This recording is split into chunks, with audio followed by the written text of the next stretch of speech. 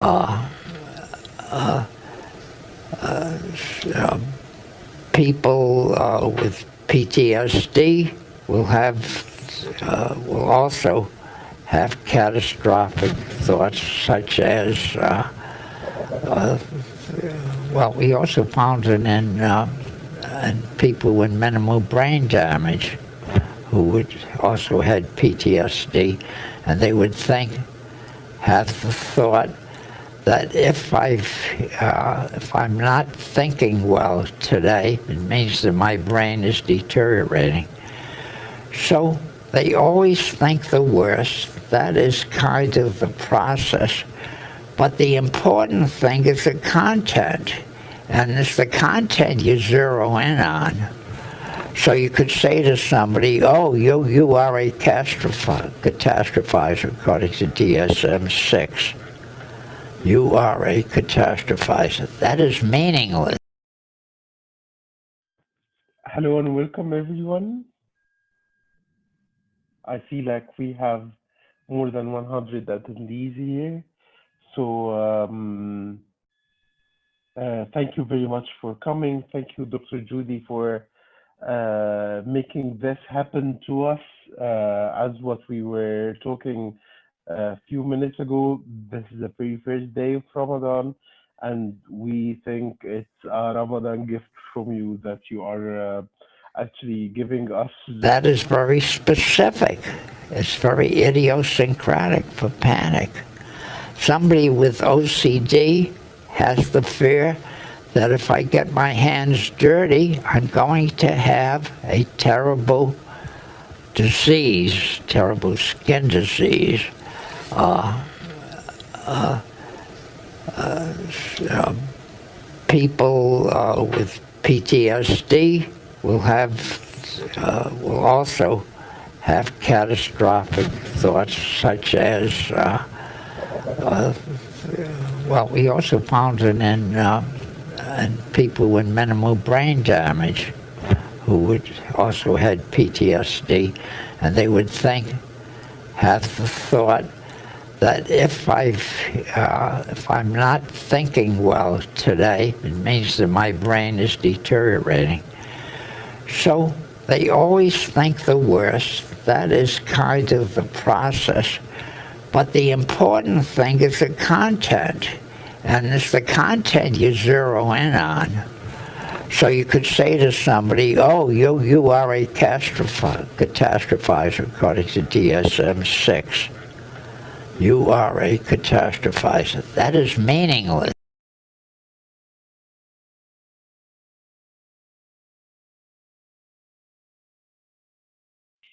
Good morning, everyone, and welcome to today's webinar on managing mental health in the workplace. My name's Allison DeFlorio, and I'm the managing partner of the Human Capital Division here at Exude. And we are so thrilled and honored to have the Beck Institute as our partner for today's webinar. For those of you that may not be familiar with the Beck Institute, they're the leading international source for training, therapy, and resources for cognitive behavioral therapy, or CBT, as you'll hear us referring to throughout the program today. They also happen to be a client of Exude and a fantastic organization that stepped up to our call for support in providing Dr. Ellen Miller to be our speaker for today. So my role for today is simply to do a few housekeeping tips for the presentation and to introduce Alan. So a couple of housekeeping tips for everybody. As your phones will be on mute throughout the presentation, we do encourage you to ask your questions, type in your questions, and we will, at the end of Dr. Miller's presentation, have question and answer period to address all of your questions. That'll be facilitated by our very own Carla Chin, Director of Wellness here at Exude. If you have any technical difficulties, just please use the chat feature, and one of our Exude folks will help address that.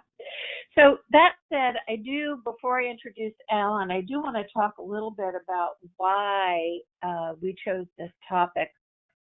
For those of you that are familiar with Exude, you know that we describe ourselves as all things people. We're a consulting firm with expertise in the areas of employee benefits, wellness and well-being, retirement, human capital, and risk management.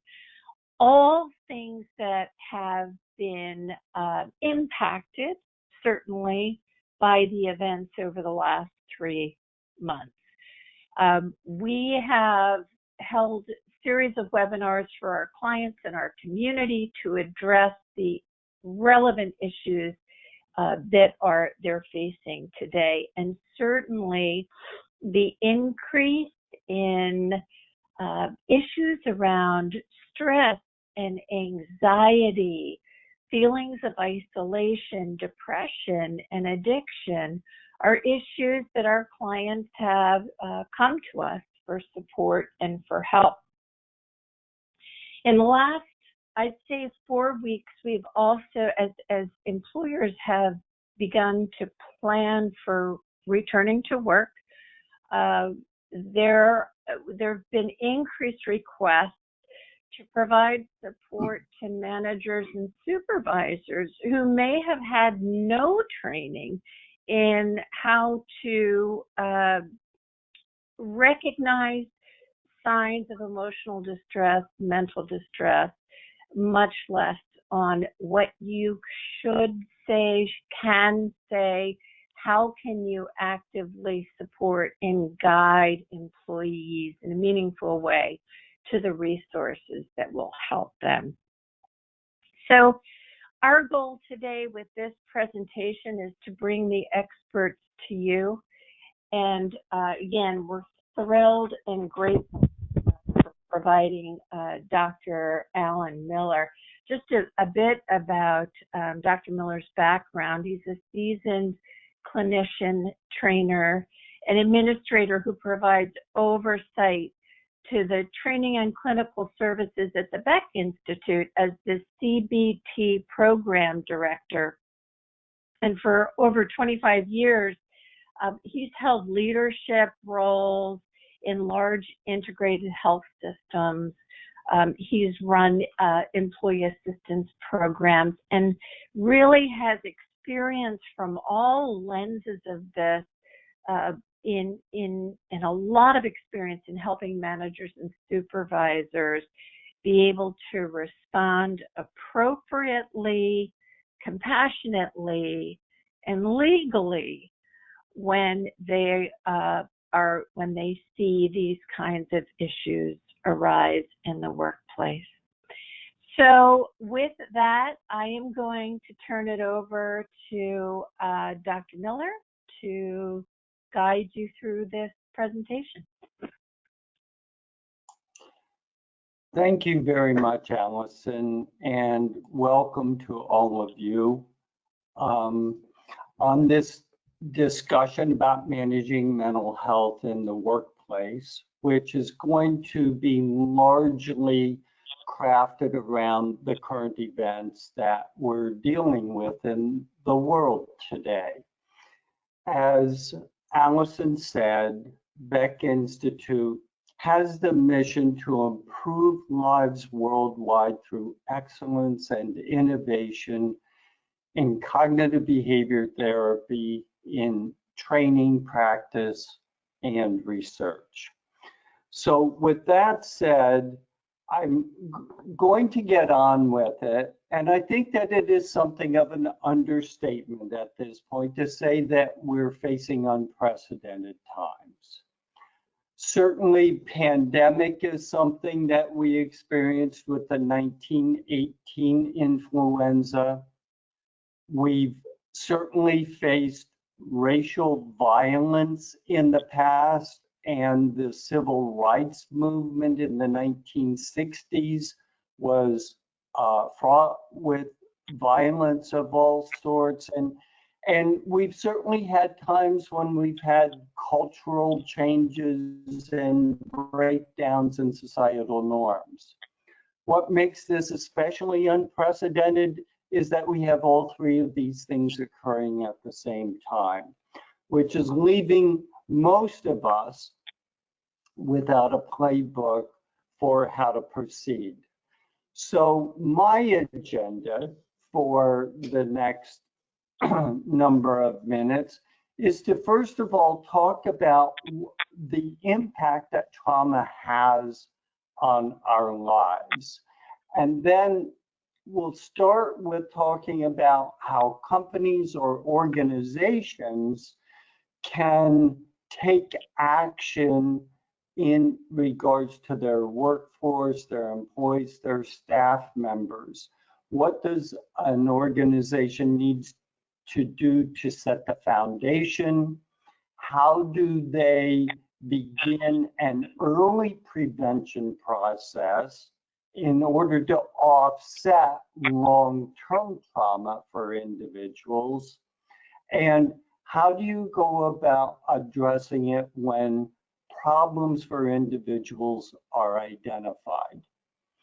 And then in the second part of this, what I'm going to focus on are some of the cognitive behavior techniques that are available for individuals. Now, when I say individuals, this can mean us as well as our staff and employees, because one of the interesting and unfortunate things perhaps is that we're in this and experiencing it at the same time. So we are not exempt from the traumas that all of our employees and staff are experiencing. So I'm going to talk about some of the things that come from CBT that we can use in our daily lives